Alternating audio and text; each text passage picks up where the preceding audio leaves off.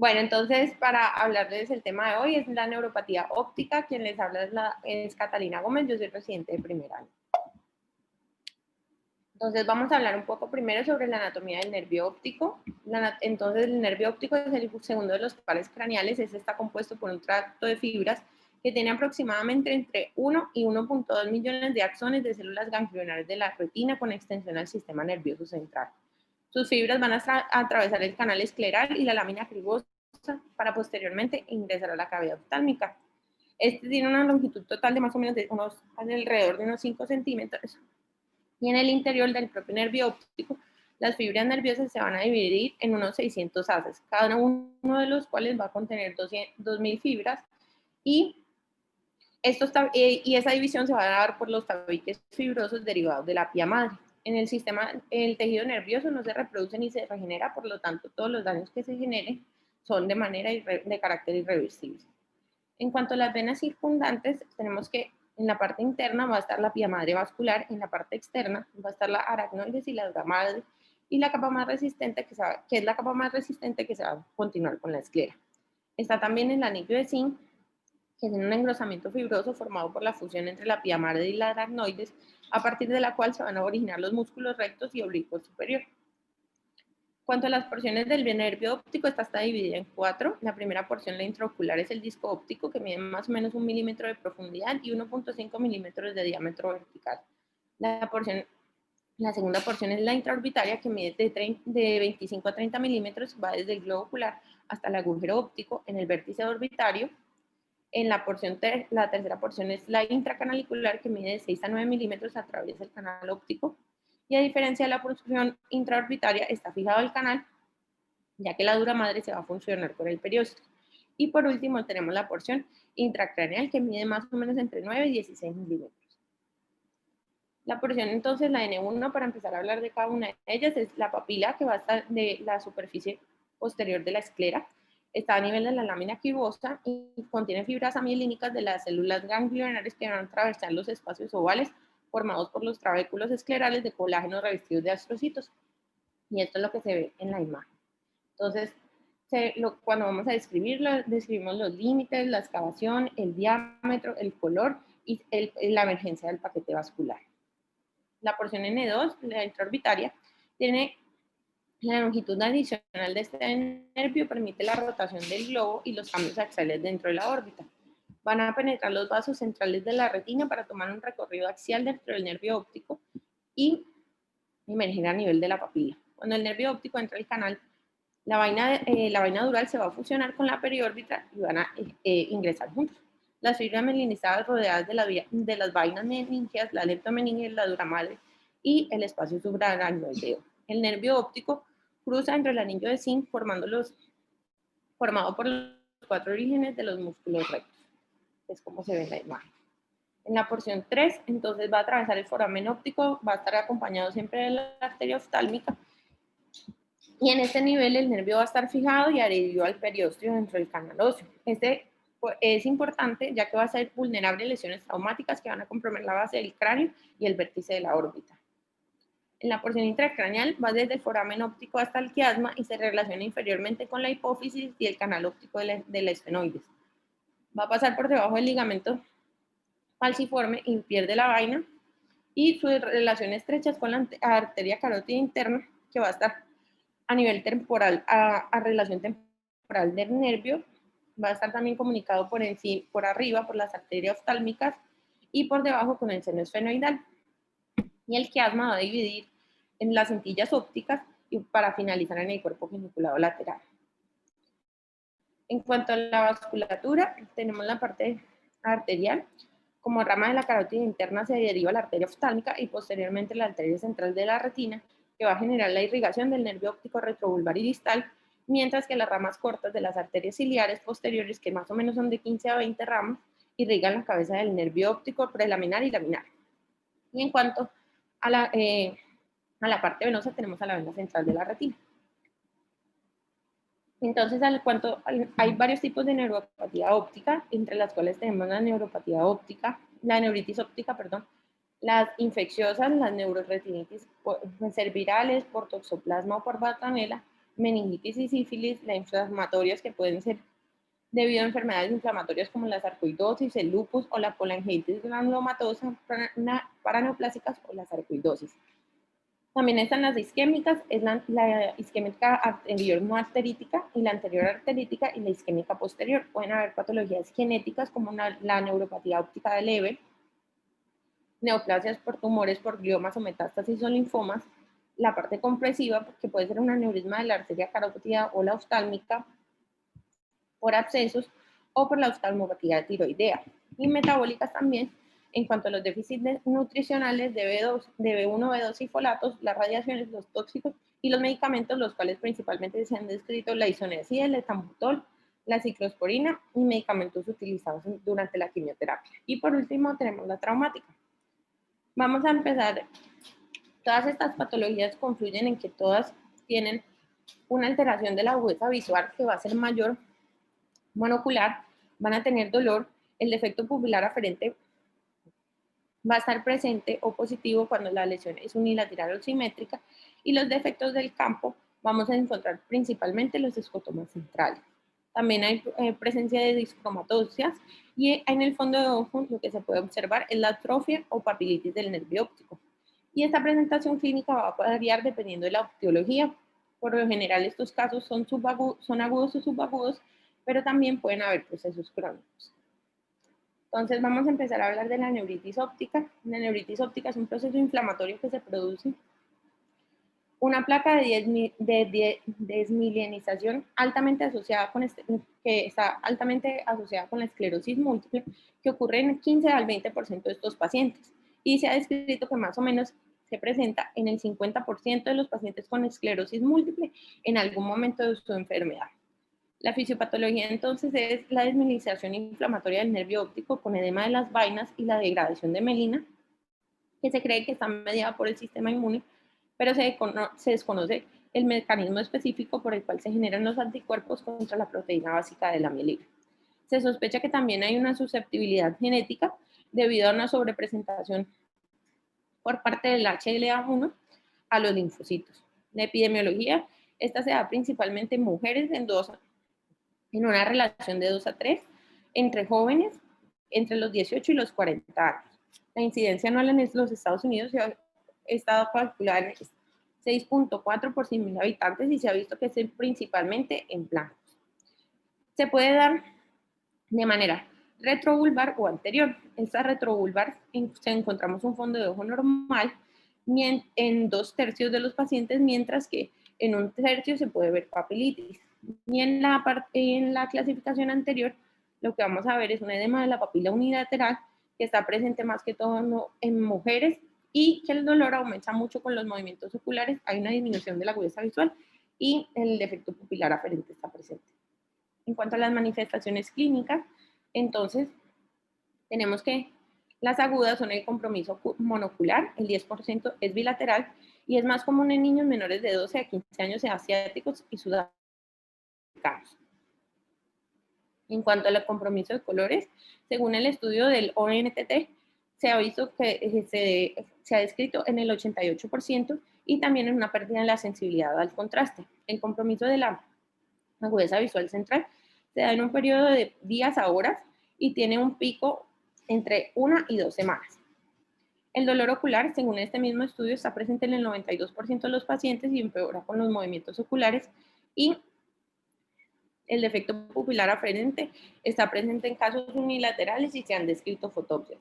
En el cuadro de la derecha vamos a poder ver cómo se relacionan los signos y los síntomas de acuerdo con si la presentación es típica o atípica. El diagnóstico es principalmente clínico, y lo que vamos a poder observar en el fondo de ojo entonces es el edema del disco óptico en 1/3 de los pacientes con hiperemia, pero en 2/3, como ya les había comentado anteriormente, puede ser normal. Otros hallazgos que se han encontrado es el revestimiento perivenoso y la periflebitis de la retina en los pacientes que tienen alto riesgo de esclerosis múltiple en un 12%. En la resonancia magnética contrastada con gadolinio se usa para confirmar en los casos que tienen una alta posibilidad de esclerosis múltiple. Se puede ver una inflamación del nervio óptico en el 95% de ellos y anormalidades en la sustancia blanca características de la esclerosis múltiple como lesiones ovoides y periventriculares mayores a 3 milímetros en el 23 al 75% de los casos.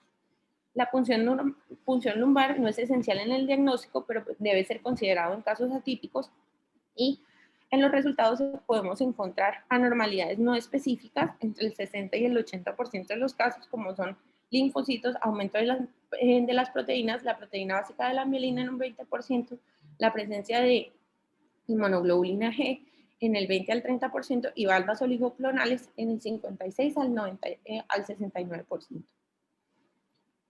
Otros estudios que también se pueden solicitar es la angiografía con fluoresceína. Esto no se utiliza de rutina y normalmente no presentan cambios. Los potenciales visuales evocados, se puede ver un retraso de la onda P100 secundario a la conducción lenta por el nervio óptico en el 80 al 90% de los casos y el OCT del nervio óptico puede demostrar un adelgazamiento en el 85% de los casos. En cuanto a los campos visuales, el 55% presenta una pérdida localizada principalmente central, el 29% de esto pueden ser defectos altitudinales, el 16% combinados y el 14% puede presentar defectos en cuadrantes. Este es el estudio del Optic Neuritis Treatment Trial que se condujo en 1991. Este fue un estudio multicéntrico que evaluó los efectos de los corticosteroides en altas dosis en el nervio óptico de acuerdo al desenlace visual en el National Eye Institute entre los años de 1988 hasta el 91 en 15 centros. Se incluyeron 457 pacientes con diagnóstico de neuritis óptica con inicio de tratamiento dentro de los 8 días posteriores al inicio de los síntomas y se separó a los pacientes en 3 grupos. El primer grupo fueron manejados con metilprednisolona, bolos de 250 miligramos cada 6 horas durante 3 días, con un N de 151 pacientes.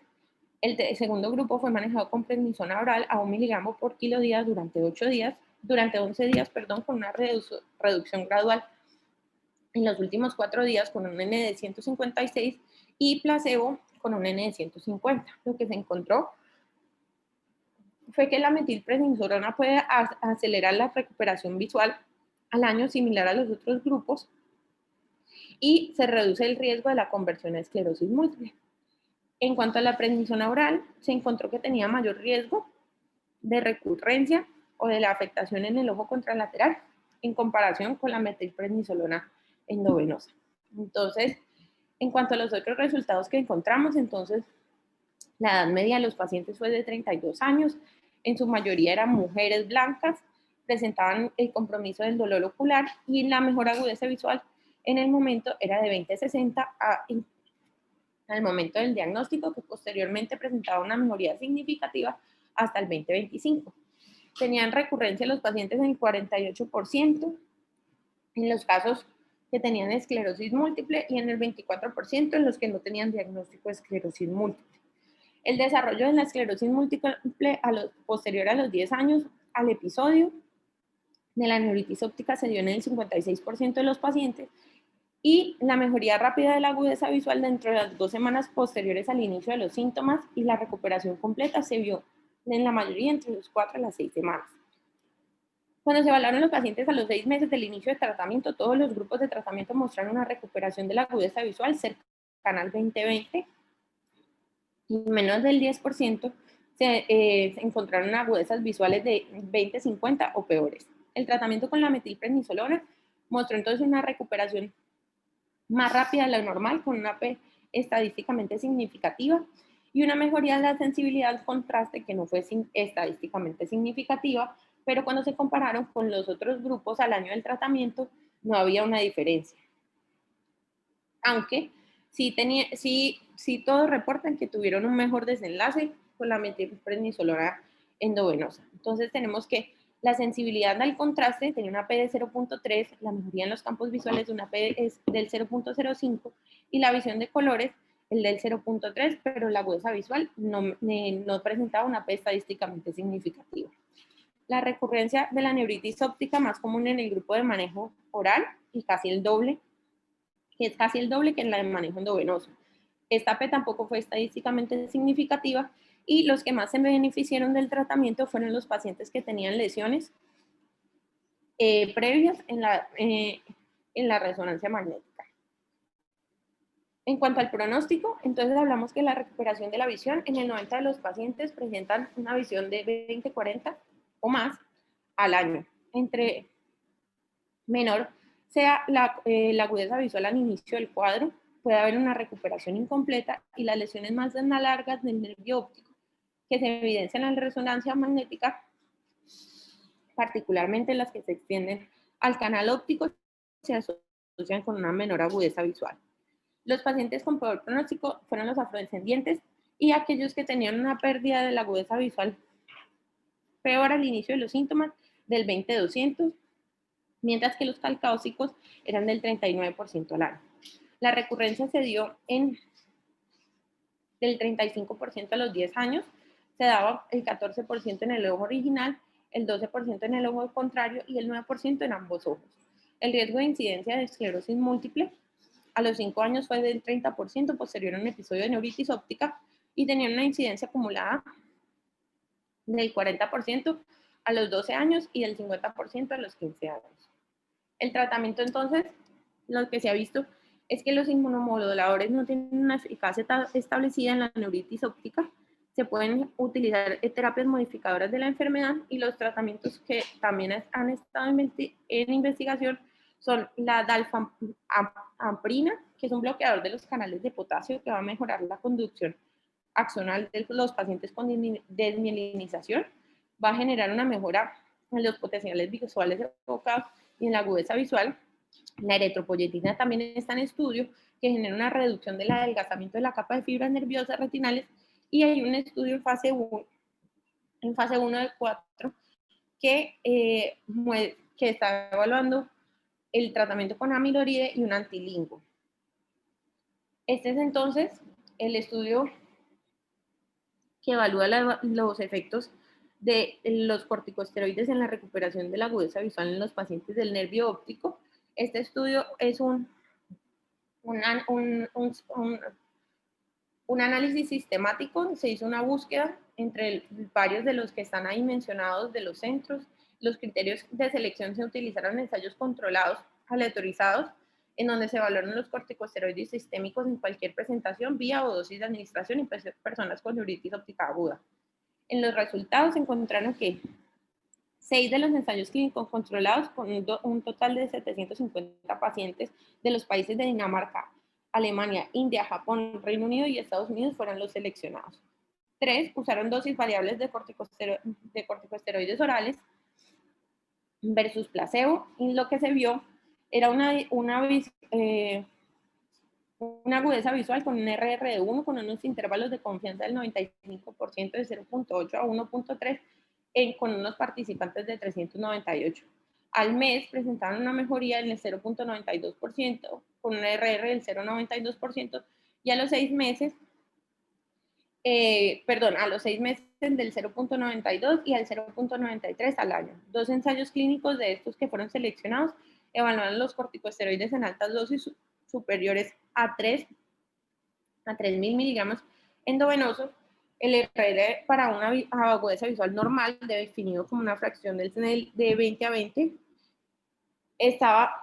fue de 1.05 con un intervalo de confianza del 0.88 a 1.26 con un total de participantes de 346 a los 6 meses. Y el RR de la sensibilidad al contraste en cuanto a los corticosteroides endovenosos versus el placebo fue de 1.11 a los 6 meses de seguimiento. El RR de campo visual normal en los corticosteroides de manejo endovenoso versus el placebo fue de 1.08 a los 6 meses y de 1.1 al año. En estos 4 ensayos clínicos informaron eventos adversos relacionados principalmente con síntomas gastrointestinales, trastornos del sueño, y un ensayo demostró un efecto de acné menor. Y las conclusiones es que no existen pruebas concluyentes en cuanto a la recuperación de la agudeza visual normal, del campo visual o de la sensibilidad al contraste al manejo de esteroides a los 6 meses. Vamos entonces a pasar a hablar sobre la neuropatía óptica isquémica. Entonces, la neuropatía óptica isquémica se refiere al infarto de cualquier porción del nervio óptico, desde la papila hasta su transición intracraneal dentro del quiasma óptico. La anterior afecta al nervio óptico y la posterior en la parte retrovulvar. Se va a caracterizar por la pérdida de la visión monocular indolora y la anterior se va a dividir en arterítica, que está relacionada con vasculitis, y la no arterítica. La arterítica se presenta más o menos en un 10 a 15% de los casos y la no arterítica se va a presentar en el 95% de los casos y es más común entre los pacientes que son mayores de 50 años. Esta es una tabla comparativa que va a hablar sobre las características de los pacientes, el tratamiento y el tratamiento. Entonces, para hablar ya entonces de la neuropatía óptica isquémica anterior no arterítica, es la causa más común de la neuropatía óptica isquémica. Su principal etiología es idiopática y se presenta en pacientes que tienen antecedentes de diabetes e hipertensión y otros factores de riesgo cardiovasculares. En cuanto a la epidemiología, del 90 al 95% de todos los casos de la neuropatía óptica isquémica anterior es de la no arterítica. La no arterítica es la más común en los pacientes de edad media y adultos y su edad de presentación más común es entre los 60 y los 70 años.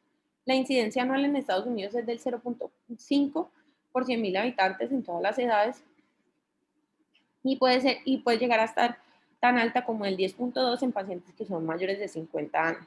Se han reportado que ha habido casos de 6.000 casos nuevos anuales, se da más que todo en pacientes caucásicos y el riesgo acumulativo de la pérdida de la visión en el otro ojo es casi del 15% a los 5 años. Este es el estudio de 1996, es un ensayo clínico multicentro randomizado para describir las características de los pacientes con neuropatía óptica isquémica de 2 años, de 1992 a 1994. Se evaluaron 258 pacientes con neuropatía óptica isquémica no arterítica, de los cuales en su mayoría eran hombres con un 62% y blancos, con una edad media entre los 66 y más o menos 8 años. Se presentaban diabetes en el 24%, hipertensión en el 47%, y el inicio de los síntomas se daba principalmente a las 2 horas del despertar. La agudeza visual que presentaban los pacientes al inicio de la consulta fue de 20-60 o mejor en el 49% y en el 34% de 20-200 o peor. La presentación bilateral se dio en el 21% de los casos y la progresión del empeoramiento de la agudeza visual se vio en el 29% de los casos a los 30 días. No se reportaron mejoría de la agudeza visual en los 6 meses se reportó una mejoría de la agudeza visual a los 6 meses de 3 líneas o más y no se demostró asociación entre las comorbilidades y el desenlace visual. El compromiso del ojo contrario después de 5 años de seguimiento fue del 15%. En cuanto a la fisiopatología, la isquemia aguda de la cabeza del nervio óptico se da por compromiso de las arterias ciliares posteriores cortas y aunque el mecanismo que conlleva la isquemia no está claro, hay teorías como que se pueden dar un infarto sin vasculopatía cardíacos que no estén asociados con enfermedad oclusiva de la arteria carótida. Otras teorías también es la arteriosclerosis o el vasoespasmo, que lo que va a generar es una alteración de los mecanismos regulatorios, donde se va a presentar un aumento de la endotelina y del óxido nítrico y va a generar un compromiso de la perfusión de estas arterias ciliares posteriores por la disminución y aumento de la presión. Este va a generar un aumento de la pio y un espasmo de la arteria carótida interna o la arteria oftálmica, desarrollando entonces la isquemia. Y también se ha dicho que pueden estar relacionadas con un síndrome compartimental. Los factores de riesgo, entonces, como ya les había mencionado, son la arteriosclerosis, la diabetes mellitus en el 25% de los casos, la hipertensión, la hipotensión nocturna, coagulopatías por trombóticas como la hiperhomocisteinemia y el síndrome de anticuerpos antifosfolípidos.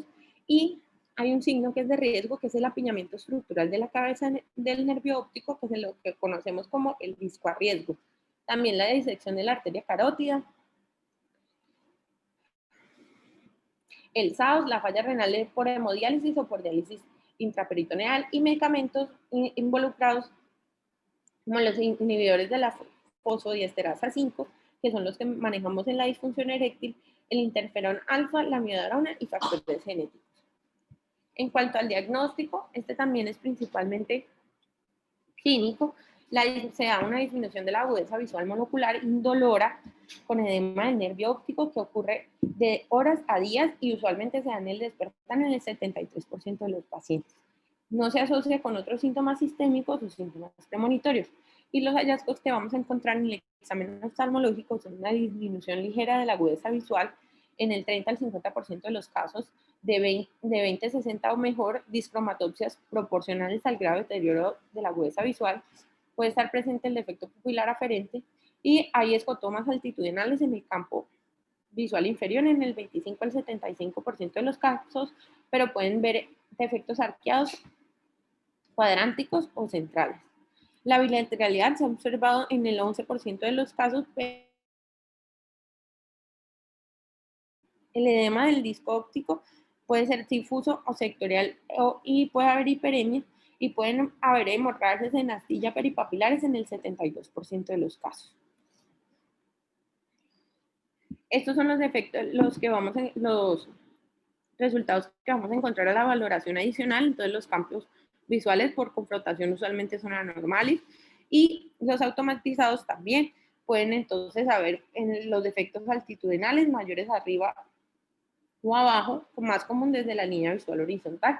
Y el OCT en etapas agudas puede mostrar engrosamiento de las capas internas y externas de la retina peripapilar. El OCTA lo que va a mostrar es una disminución de la densidad de los vasos peripapilares. En cuanto al pronóstico, el deterioro de la agudeza visual se da solamente del 10 al 30% de los pacientes a los 30 días, pero puede ser tan alto que al 40%, pero del 25 al 40% va a presentar una mejoría de la agudeza visual al año. El edema del disco óptico suele resolver de 2 a 3 meses seguido de la atrofia del disco óptico y a los 6 meses se puede observar un disco pálido y difuso. La recurrencia en el ojo que ha sido afectado es menor del 7% a 2 años y el riesgo de presentar compromiso contralateral es del 12 al 15%. El tratamiento farmacológico. Se ha descrito que muchas terapias han sido propuestas y ensayadas para el manejo de la neuropatía óptica isquémica anterior-arterítica, pero ninguna ha demostrado efectividad significativa para mejorar el grado de la alteración visual. Lo que se debe hacer es el control de los factores de riesgo cardiovasculares y el manejo adecuado de la presión arterial. El uso de aspirina está controvertido, los estudios no son claros sobre la disminución del riesgo y del compromiso del ojo contralateral. Los corticosteroides orales o inyectados han sido estudiados, pero no han demostrado una efectividad consistente y algunos ensayos clínicos indican que un curso corto de esteroides puede presentar algún tipo de mejoría. Las inyecciones intravítreas con esteroides como la transilenola, el bevacizumab y la eritropoyetina están en estudio y otros medicamentos que también están siendo en este momento estudiados son la levodopa por un efecto neuromodulador y neuroprotector, la brimonidina por el efecto neuroprotector, el oxígeno hiperbárico y el fibrinógeno. En cuanto al tratamiento quirúrgico, se ha descrito que se puede dar una descompresión de la vaina del nervio óptico, lo que se va a hacer es la creación de 2 o más hendiduras permitiendo el escape del líquido cefalorraquídeo y así disminuir la presión, pero no se ha demostrado mayor utilidad. Este es el Ischemic Optic Neuropathy Depression Trial, que fue lo que muestra los resultados a los 6 meses en 244 pacientes con neuropatía óptica isquémica no arterítica con una edad mayor de 50 años, con una agudeza visual basal peor que el 20/60. Y lo que muestra es que la agudeza visual mejora al menos en 3 líneas en el 33% del grupo quirúrgico versus en el 43% de los controles. La agudeza visual empeoró al menos 3 líneas en el 24% del grupo quirúrgico versus el 12% de los controles. A los 24 meses, la misma agudeza visual en el grupo de los quirúrgicos había mejorado en el 31%, mientras que en los controles en el 29%. El empeoramiento había sido de manera muy similar en un 20 al 22%. En comparación al valor inicial, entonces se concluye que que la descompresión no parece tener ningún valor para la mayoría de los pacientes con neuropatía óptica isquémica anterior no arterítica y podría causar un mayor deterioro de la agudeza visual, como reflejaron los resultados. Además, este procedimiento se asoció con una menor tasa de mejora a los 3, 6 y 12 meses de seguimiento en los pacientes sometidos a cirugía y tenían un mayor riesgo de perder 3 o más líneas de la visión. En cuanto a la neuropatía óptica isquémica anterior arterítica, esta es la forma menos frecuente, se presenta en el 5% de los casos de los pacientes con neuropatía óptica isquémica anterior. Se debe a una arteritis de células gigantes y la epidemiología se presenta en pacientes mayores de 65 años. Tiene una relación de 2 a 3 veces más frecuente en mujeres y caucásicos y la vasculitis primaria más frecuente en Estados Unidos y Europa. La fisiopatología es la oclusión trombótica o isquémica de las arterias de calibre grande y mediano, como la oftálmica y las ciliares posteriores, y la gravedad y la extensión de la afectación se asocian con la cantidad de tejido elástico en la media y en la adventicia presentadas en estas arterias. El diagnóstico se da en el 50%, los pacientes con arteritis de células gigantes presentan síntomas oculares y de los cuales el 70-80% presentan desarrollan una neuropatía óptica isquémica anterior arterítica. Las manifestaciones clínicas, se ha descrito que hasta el 25% de los pacientes son asintomáticos y presentan una pérdida visual transitoria en el 30% de los pacientes. Se ha descrito que pueden presentar diplopía transitoria hasta el 10%, la disminución severa de la agudeza visual, que puede ser de cuentadedos a percepción de luz, en el 60%, el compromiso bilateral, que se puede dar en días o semanas, que es más o menos del 50%, y esta puede estar acompañada de dolor en el cuero cabelludo, cefalea frontal, polimialgia reumática, pérdida de peso y malestar general. El fondo de ojo, lo que vamos a observar es un disco hinchado y pálido, pueden haber presencia de hemorragias peripapilares, oclusiones de la arteria central de la retina, de una de las ramas o presencia de manchas algodonosas. En cuanto a la evaluación adicional de estos pacientes, lo que debemos pedir es un BCG que está positivo o mayor a 40 en el 77% de los casos y la PCR está positiva en el 85%. También se debe pedir hemograma y función hepática. La angiografía con fluoresceína puede mostrar un relleno de la coroide retrasado y el gol estándar es la biopsia de la arteria temporal. Tiene una sensibilidad del 40% y una especificidad del 99%. Y en la ecografía de la arteria temporal, cuya sensibilidad es muy alta, casi del 100%, y la especificidad es también altísima, del 99%, lo que podemos encontrar es un aumento del grosor de las paredes vasculares, estenosis y oclusión venosa. La resonancia magnética podemos encontrar que tiene una sensibilidad hasta del 99% y una especificidad del 88%, que lo que va a mostrar es un edema mural de las arterias temporales con realce del contraste. En cuanto al tratamiento, se usa corticosteroides endovenosos como la metilprednisolona de 1 a 2 gramos día durante 3 días y se debe continuar con este esteroide oral de 1 a 2 miligramos por kilo día hasta que haya normalidad de los reactantes de fase aguda. El destete puede durar entre 12 a 18 meses y no se debe esperar el resultado de la biopsia para iniciar los esteroides. El ASA también está indicado, se usa de 100 miligramos día. Pueden utilizarse otros tratamientos como son el metotrexate, el tocilizumab y el abatacept como coayudantes para disminuir el riesgo de recidiva. Por el metotrexate encontramos que hay una disminución del 35% y la remisión con el tocilizumab se da hasta un 80%. También se ha descrito que el tocilizumab va a mejorar la tasa de remisión sostenida libre de esteroides por un año a una dosis de 162 miligramos en inyección subcutánea 1 a 2 veces por semana. Y el abatacept también disminuye como tratamiento coadyuvante, disminuye el riesgo del recidiva en el 48% de los casos. El pronóstico de sus pacientes puede presentar una mejoría de síntomas en 24 horas. El 4 y 15% de los pacientes presentan una mejoría con la terapia esteroidea y el 50% presentan una recurrencia o una elevación de la BCG cuando se inicia el destete. La neuropatía óptica isquémica posterior es una condición poco común caracterizada por una pérdida visual aguda e indolora de uno o de ambos ojos. Se cree que se da como resultado de un infarto en la porción intraorbital extendiéndose desde el área retrobulbar del nervio óptico y se distingue de la neuropatía óptica isquémica anterior, ya que el disco óptico tiene una apariencia normal. Entonces, en la fase aguda se puede ver esta apariencia normal y la atrofia está presente en 1 o 2 meses posteriores que se da en el que se encuentra el daño residual. En cuanto a la clasificación, esta puede ser quirúrgica en el 7 al 39% de los casos y asociado con procedimientos prolongados como son las cirugías cardíacas y las cirugías de columna que duran más de 7 horas. Otros factores que se han visto relacionados con esta patología quirúrgica son la hipotensión, la duración del procedimiento, la pérdida sanguínea durante el procedimiento, el uso de líquidos endovenosos durante el procedimiento y los pacientes que más se han asociado con esta enfermedad son los hombres diabéticos y obesos. En cuanto a la arterítica, se presenta en el 29% de los casos en los pacientes que tienen diagnóstico de arteritis de células gigantes y la no arterítica o idiopática en el 67% de los pacientes con factores de riesgo vasculares o comorbilidad de enfermedad vascular. Y otras que pueden estar relacionadas con pérdida de volumen, diálisis con presencia de hipotensión, anemia o hipotensión aguda.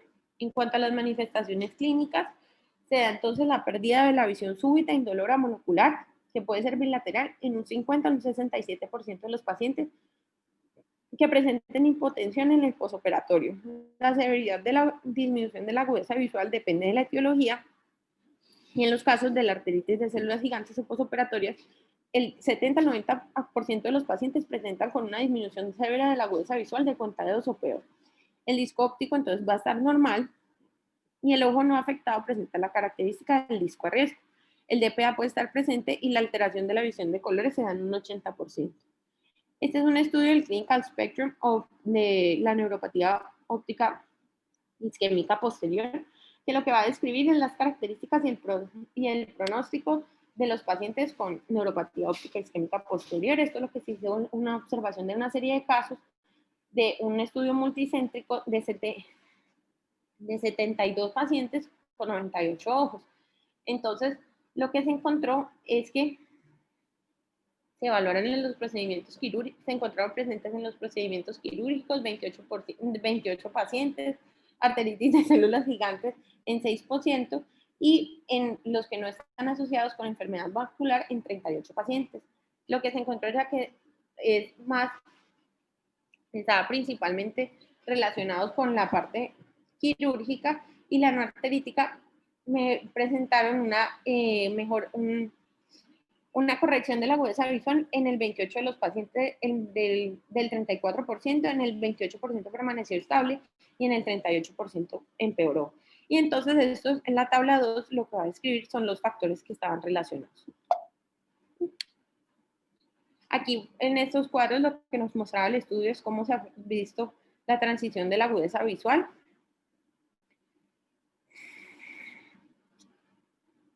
Y en cuanto al diagnóstico, entonces el déficit agudo de la agudeza visual o el campo visual, el DPA puede ser ipsilateral, excepto si el compromiso es bilateral, el fondo de ojo puede estar normal en la fase aguda, sin palidez ni edema. La palidez se va a desarrollar de 6 a 8 semanas o antes si el infarto es masivo. Se deben excluir otras causas de neuropatía óptica isquémica posterior, como el glaucoma, la oclusión de la vena central de la retina, las cicatrices retinales y la compresión. La resonancia magnética puede mostrar. Sirve para diferenciarla en los casos que tengan compromiso de una ACV de bilaterales en las causas inflamatorias, infiltrativas o compresivas. Va a mostrar una intensidad aumentada en las fases de T2 y una restricción de la difusión en los casos de la arteritis de células gigantes. No se utiliza el electroretinograma, los potenciales visuales evocados o la angiografía fluoresceína, ya que son normales en la mayoría de los casos. En cuanto al pronóstico del tratamiento y la prevención, no existe tratamiento para la neuropatía óptica posterior perioperatoria, ya que no se ha demostrado que ninguno de los tratamientos empleados mejore la agudeza visual de manera significativa. En el caso de la asociación con la arteritis de células gigantes, su tratamiento es con corticosteroides y se ha reportado un beneficio también con prostaglandina E a 1 microgramo por kilo en infusión de 12 horas. Se han descrito recurrencias en el mismo ojo o compromiso contralateral casi en el 20%, pero no hay una incidencia establecida. Y esta es la tabla de resumen de comparación de todas las neuropatías que estábamos hablando anteriormente. La edad, el género, la presencia de dolor, el inicio de los síntomas, el compromiso bilateral o unilateral, el examen al fondo de ojo, los defectos que vamos a encontrar los defectos que vamos a encontrar en el campo visual. Y por último, los hallazgos a la resonancia magnética y el pronóstico de los pacientes. Eso era todo lo que les traía por hoy. Muchísimas gracias.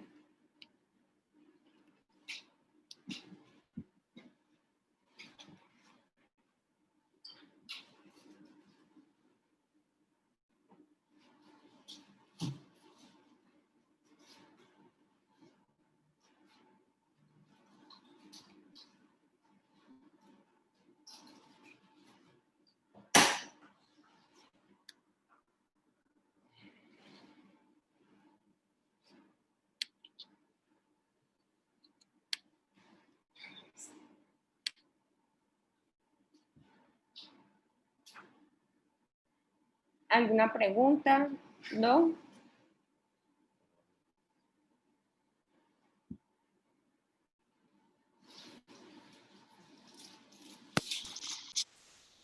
Catalina.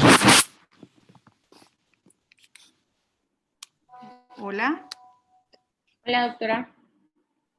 ¿Me estaban oyendo el comentario que estaba haciendo? No, doctora. Apenas la venimos a escuchar. Ah, bueno, es que estaba mencionando que yo te pedí que revisaras las causas de neuropatías ópticas de presentación aguda, porque esas son las que van a llegar a urgencias y es pues lo primero que deben conocer pues como residentes, ¿no? Ya las neuropatías que son crónicas pues dan más tiempo a que sean estudiadas, pero estas dos que acabas de exponer pues son unas patologías que se deben reconocer de inmediato para poder hacer el estudio adecuado y definir el tratamiento. Entonces, vamos a ver que hay unas características similares. En ambas hay una disminución súbita de la visión. En ambas vamos a tener compromiso de la agudeza visual, del examen de colores, de los reflejos pupilares, con presencia de defecto pupilar aferente, y podemos o no tener edema de disco óptico dependiendo del tipo. Por ejemplo, en la neuritis óptica, en la neuritis anterior hay edema de disco y en la retrovulvar el disco óptico se ve de aspecto normal. En la neuropatía óptica isquémica, si es anterior, hay edema de disco y si es posterior, el disco óptico se ve de aspecto normal.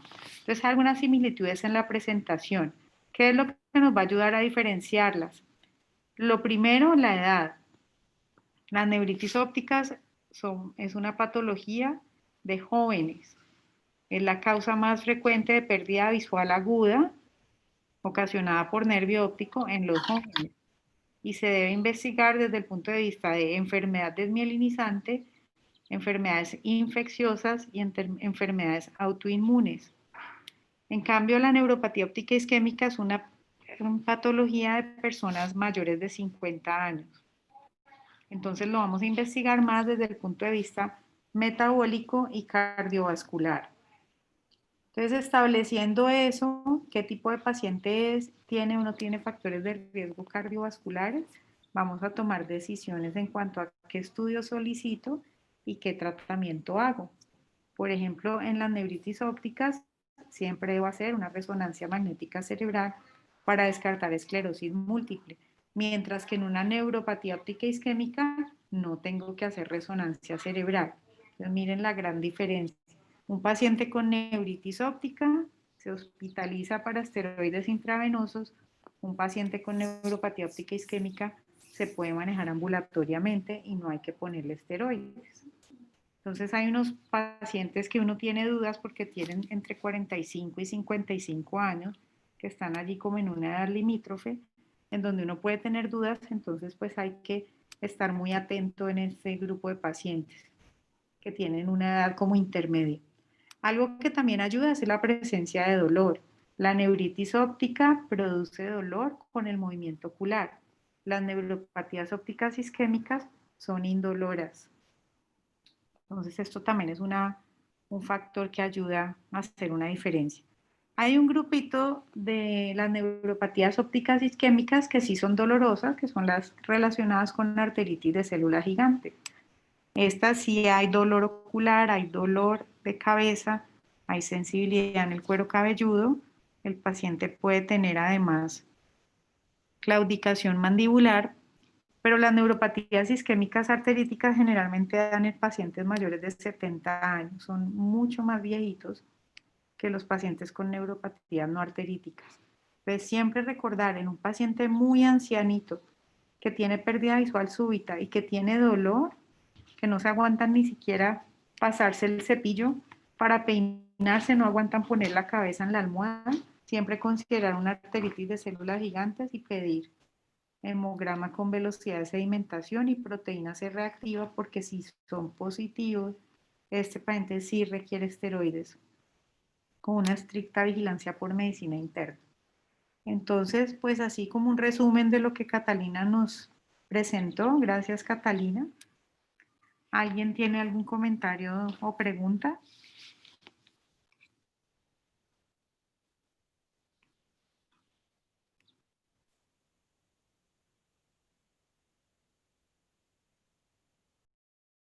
Yo tengo una duda sobre la neuropatía óptica isquémica posterior. Si todavía no hay un tratamiento demostrado totalmente efectivo, ¿cómo se trata? O sea, ¿qué sería lo mejor para hacer?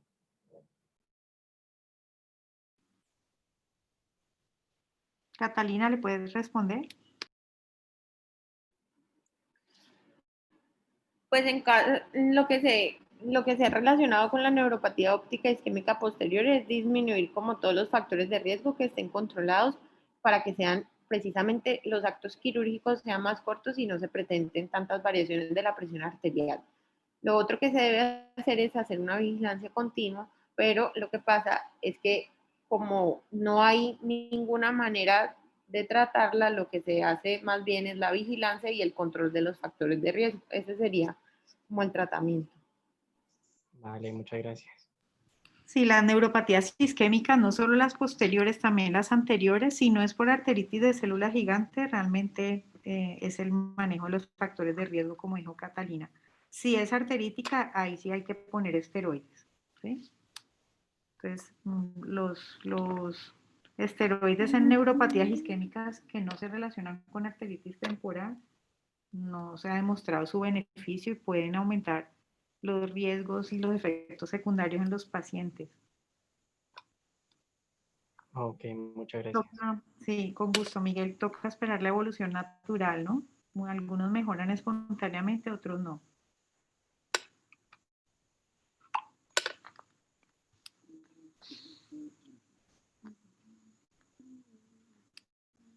Bueno, entonces si no hay más preguntas, te dejamos allí. Gracias, Catalina. Gracias a todos por conectarse y enseguida le mando el link a los estudiantes de quinto año para que se conecten para la clase. Bueno. Ok, muchas gracias por el tema. Muchísimas gracias, doctora, que esté bien. Gracias. Gracias a todos.